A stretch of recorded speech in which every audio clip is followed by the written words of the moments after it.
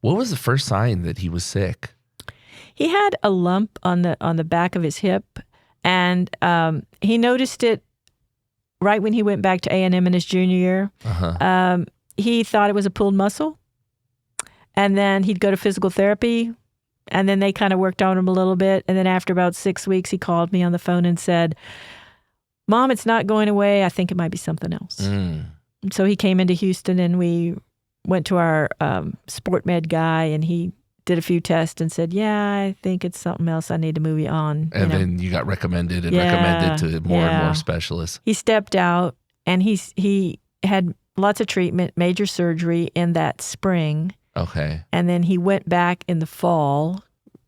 No, he went back the next spring. So he was out a full year and finished his junior year. And then he had another year in his senior year. So in his second junior year, so to speak, he was having to return back on crutches. He had to wear them for 6 months for his surgery to set. He had pelvic surgery that took out bones and put back bones. And what kind of cancer did it first turn out to be? He had a sarcoma, which was really rare. Uh-huh.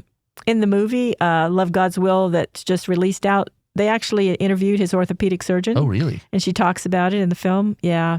So I learned some things listening to her in the film that she hadn't told us before. Okay. Just little things like it was a really, really rare type, and it was also really rare for it to be in the pelvic area. And and then the fact that it actually metastasized in the 9th year after he was all clear was super rare as well. Oh, so wow. he was on the most dangerous chemo you can have. Oh, really?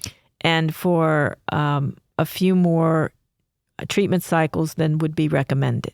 You know what I mean? They all have the recommended limit. And he was on the hard stuff. Because it was such a rare form. Because it was such a rare form, yeah. Okay. And in his radiation, the same. And the surgery, they basically reconstructed his pelvic area so that how you would be able to stand, you have pelvic wings on your hips, these wings. Well, they removed half of one on one side and then took one of his leg bones, his fibula, and reconstructed a strut to sort of give him stability in that area. So basically, he had to learn to walk again. 100%.